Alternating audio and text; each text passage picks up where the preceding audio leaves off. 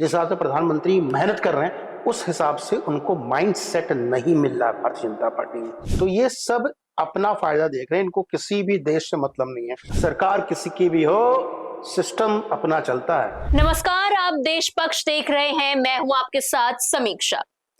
15 अगस्त को लाल किले से पीएम मोदी के दो शब्द इस तरह से वायरल हुए हैं कि पूरे अपोजिशन में खलबली मची पड़ी है। दिमागी नक्सल कहना प्रधानमंत्री का और अपोजिशन में एक हलचल सी मच जाना, क्योंकि अब सारे अपोजिशन के जो बड़े बड़े नेता हैं वो लगातार ये कह रहे हैं I am proud to be a दिमागी नक्सल, बिना ये सोचे समझे कि आखिर दिमागी नक्सल का मतलब है क्या। तो इसी पर चर्चा के लिए हमारे साथ मौजूद है संजय राणा जी। बहुत बहुत स्वागत है सर आपका। सर, सबसे पहले सवाल तो मैं आपसे यही लेना चाहूंगी कि ये दिमागी नक्सल है क्या, मतलब क्या है इन दो शब्दों का जो इतना वायरल हो चुका है कि पूरे अपोजिशन में खलबली मची पड़ी है। समीक्षा, आपने बहुत अच्छा प्रश्न उठाया और यहाँ बुलाने के लिए बहुत बहुत धन्यवाद। देखिए, आपने एक शब्द सुना होगा अर्बन नक्सल। जो नक्सल जिसकी माइंडसेट वो होती है, रहता है यहाँ पे, खाता यहाँ पे, पीता यहाँ पे, बच्चे पैदा करता है यहाँ पे, कमाता यहाँ पर, गाता कहीं और की है, तो उसको नक्सल बोलते हैं। यानी रहेगा यहाँ पे, तोड़ फोड़ करेगा यहाँ पे, खाएगा यहाँ पे, लेकिन उसके विचार, उसके दिल और उसकी जो शरीर है कहीं और रहता है। तो अर्बन नक्सल यानी शहर में रहने वाला। दिमागी नक्सल जो ऐसा व्यक्ति जो हमेशा इस देश के बारे में बुरा चाहता हो, अपने बारे में भला चाहता हो, हमेशा इसके विकास को रोकना चाहता हो, हमेशा बाधाएं उत्पन्न करना चाहता हो, उसको दिमागी नक्सल बोलते हैं। वो व्यक्ति कभी भी डेवलपमेंट का काम नहीं कर सकता। एक छोटा सा एग्जांपल देता हूँ।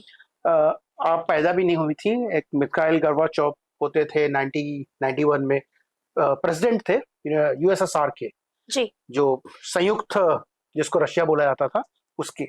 और वो व्यक्ति अर्बन नक्सल और दिमागी नक्सल था, और डीप स्टेट ने उसको प्लान किया था रशिया में।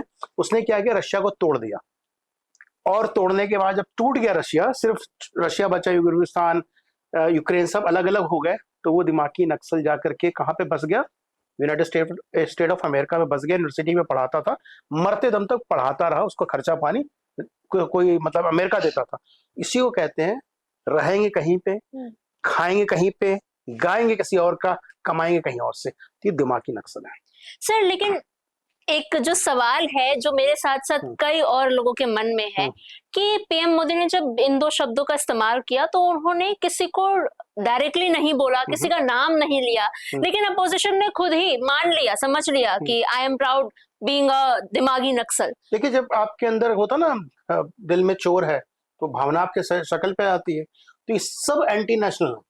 देखिए, एक कहावत हुआ करती थी, आपने सुना होगा, एक पिक्चर थी, मैं नाम भूल गया उसका। उसमें था कि सरकार किसी की भी हो, सिस्टम अपना चलता है। तो पीएम मोदी ने सरकार भी अपनी और सिस्टम भी अपना करना चालू कर दिया है। जो अर्बन नक्सल का सिस्टम था, यानी बहुत सारे लोग उनके सिस्टम में थे, जिसमें सिस्टम में अधिकारी भी आते हैं, सिस्टम में जो लोग काम करने वाले, विचारधारा, इंटेलेक्चुअल सारे लोग आते हैं, वो सिस्टम को ध्वस्त कर दिया है। अब क्या हो गया है कि भैया सरकार हमारी, सोच हमारा, सिस्टम हमारा और काम हमारा। अब अर्बन नहीं बचेगा, नक्सल नहीं बचेगा। और देखिए, नक्सलाइट सब खत्म हो गए। अब जो दिमागी नक्सल बचे हुए हैं उनको भी धीरे धीरे काटा जाएगा, उसको भी निपटाया जाएगा। सर, लेकिन ये जो बड़े बड़े जो नेता हैं वो सामने, प्रवक्ता हैं, सामने आ रहे हैं, महुआ मोइत्रा, सुप्रिया श्रीनेत हो गई, या फिर पी चिदम्बरम, उनका ये कहना I am proud to be दिमागी नक्सल। सर, ये क्या पॉलिटिकल काउंटर है या इस स्टेटमेंट को और ज्यादा सेंसेशनलाइज किया जा रहा है? देखिए, दो चीजें हैं इसमें। फर्स्ट ऑफ ऑल, उनको कोई पूछ नहीं रहा। जहां तक सुप्रिया श्रीनेत की बात कर रहे हैं, यही सुप्रिया श्रीनेत थी, भर भर के राहुल गांधी को गाली देती थी, भर भर के 2012 2011 की ट्वीट जाके देख लीजिए। और अभी चरण चुंबक बनी हुई है, दम लेट जाना। तो ये सब अपना फायदा देख रहे हैं, इनको किसी भी देश से मतलब नहीं है। और जो कांग्रेस इकोसिस्टम है, कांग्रेस का इकोसिस्टम, वो सब अर्बन नक्सली है। आप देख लीजिए, बाहर से चलाने वाले लोग हैं, पैसा कहीं से और आता है। सोरस अंकल है, पता नहीं, मैं सुनता हूँ, मैं तो पता नहीं, लेकिन सोरस अंकल दे रहा है, कोई और अंकल दे रहा है, कोई और डैडी दे रहा है, डैडी कहीं और है, पापा कहीं और है, पैसा कहीं और से आ रहा है। जी यहाँ पे रहे, और रहे यहाँ पे रहे, माता यहाँ पे है, खुद यहाँ पे है, बाकी पता नहीं। तो ये सब प्राउड फील करते हैं अर्बन नक्सल, क्योंकि प्रधानमंत्री से इनको चिढ़ है। प्रधानमंत्री देश की बात करते हैं। यही व्यक्ति था, चिदम्बरम की इसकी बात कर रहे हैं, इसने 2016 में, इफ नॉट रॉन्ग, इसने बोला था, 16 में, उससे पहले बोला था कि क्या आपको लगता है रेडी पटरी वाला डिजिटल पेमेंट लेगा, और आज रेडी पटरी कहीं चले जाइए बिल्कुल डिजिटल पेमेंट हो रहा है। लेकिन यही व्यक्ति था जो गमले में अपने गोभी उगाता था। तो अपने विचारधारा इनकी देख लोगे तो वही गड़बड़ वाले हैं। तो क्या है, इनको डेवलपमेंट से प्रॉब्लम है, डेवलपमेंट को रोकना चाहते हैं, देश के विकास को रोकना चाहते हैं, देश को हमेशा गरीब बनाए रखना चाहते हैं। तो ये सब उसी माइंडसेट के हैं।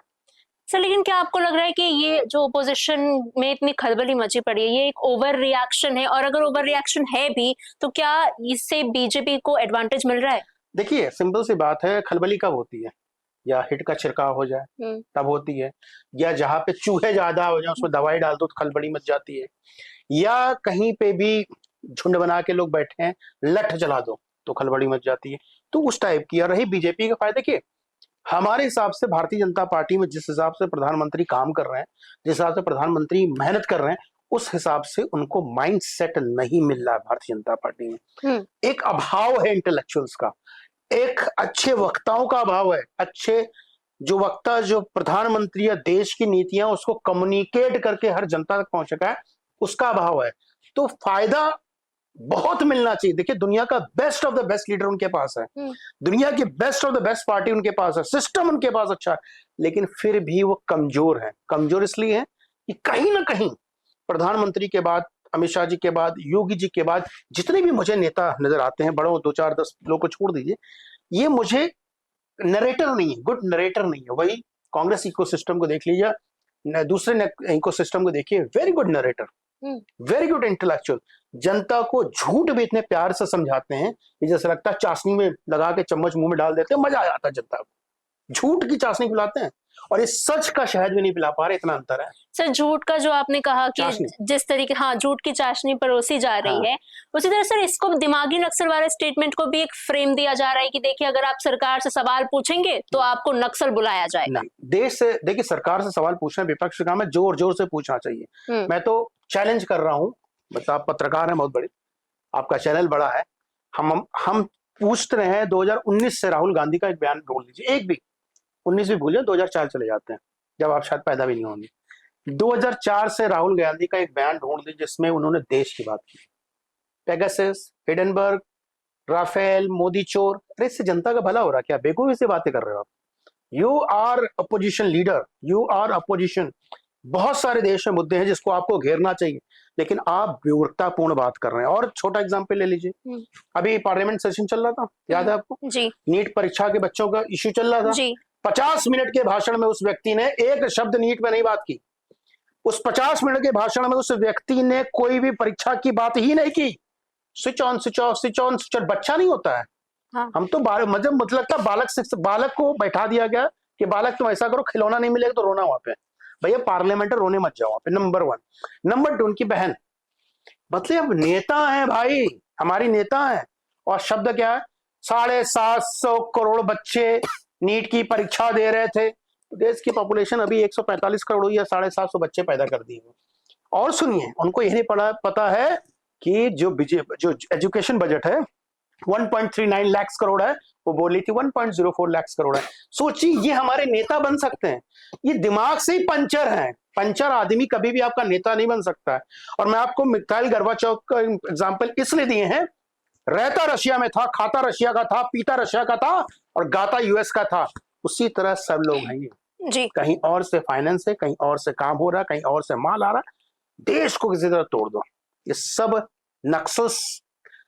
क्या होता है, नक्सलवादी कभी भी डेवलपमेंट नहीं चाहता, उसमें देश में कभी वो अपने क्षेत्र में कभी भी नहीं चाहता कि सबको अधिकार मिले, सबको सुविधा मिले, सबको शिक्षा मिले, सबको रोजगार मिले। वो चाहता है हर आदमी बंदूक उठाए खड़ा रहे।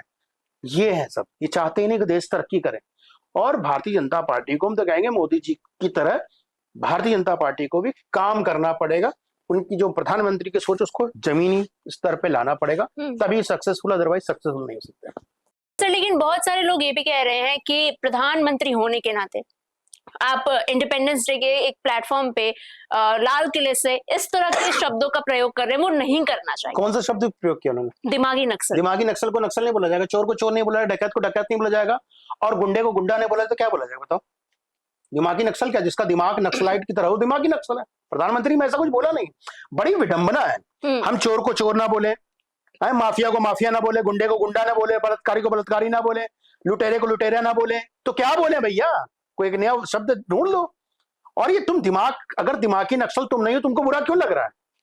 तुम क्यों दिमागी नक्सल हो? तुम्हारे दिमाग में सिर्फ विघटन की बातें चलते हैं, इसलिए तुम्हें बुरा लग रहा है। नहीं बुरा लगना चाहिए। प्रधानमंत्री ने ऐसा क्या बोला, ये बताइए। प्रधानमंत्री को क्या बोलना चाहिए? हमें तो बड़ा परेशान हो जाता हूं, प्रधानमंत्री को क्या बोलना चाहिए?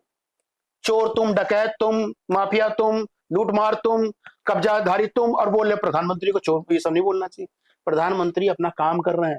तुम अगर 70 साल में काम कर रहे हो तो देश हमारा अमेरिका के बराबर होता, हम पीछे नहीं होते। क्यों नहीं बोलना चाहिए? बोला, सही बोला।